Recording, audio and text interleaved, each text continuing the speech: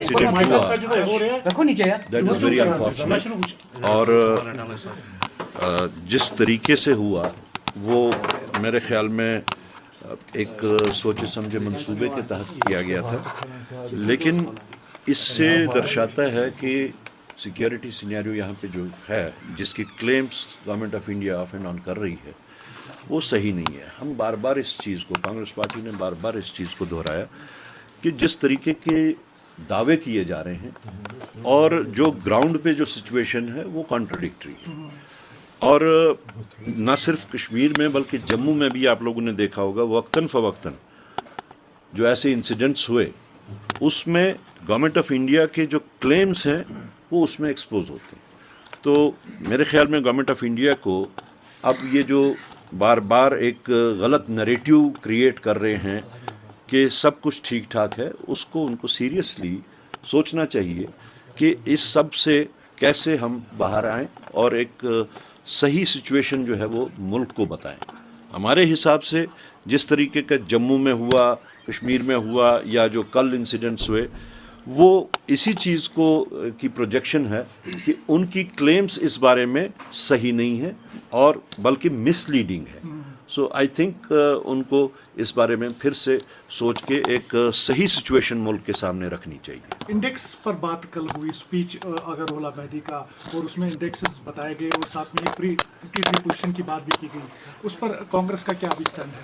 देखिए, हम किसी के, जैसा आपको पता है, मैंने आज तक कभी भी किसी के कमेंट पे मैंने कमेंट नहीं किया है, लेकिन जो सिचुएशन है वो सिचुएशन चाहे इंडेक्सेस के थ्रू हो चाहे ग्राउंड की रियलिटी हो, वो इतनी फेवरेबल नहीं है पीस के वास्ते जितना कि प्रोजेक्शंस गवर्नमेंट ऑफ इंडिया की दी जा रही है। तो हम उसी चीज़ पे रीइटरेट करेंगे that government of India must introspect and come out clean on the situation of Jammu and Kashmir.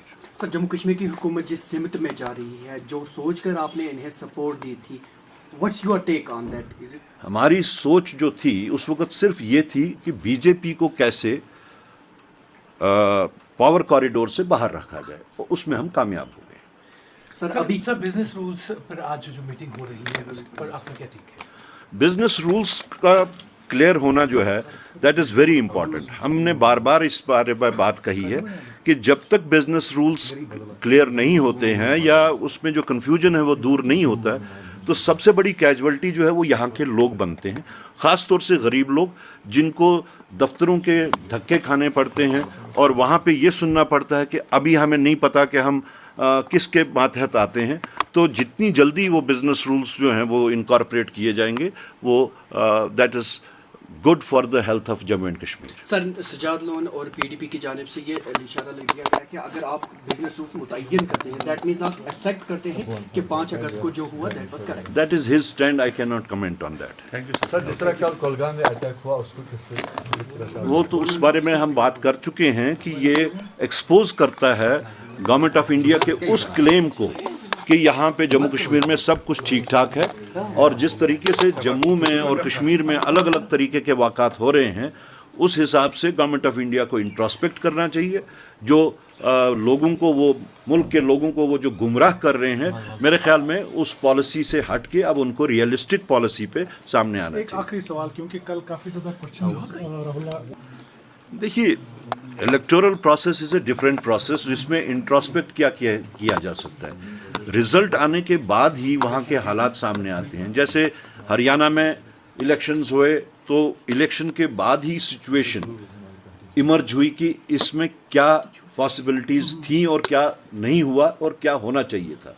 इसी तरह जिस वक्त महाराष्ट्र के इलेक्शंस आए तो एक सेपरेट सेट ऑफ इंसिडेंट्स सामने आए, ख़ासतौर से कि 1 घंटे में 75 लाख वोट कैसे पड़ सकते हैं, जिसका कांग्रेस ने वो बाज़ाब्ता एक कमेटी भी तैनात की है जो इलेक्शन कमीशन ऑफ इंडिया के साथ में बातचीत करेंगे।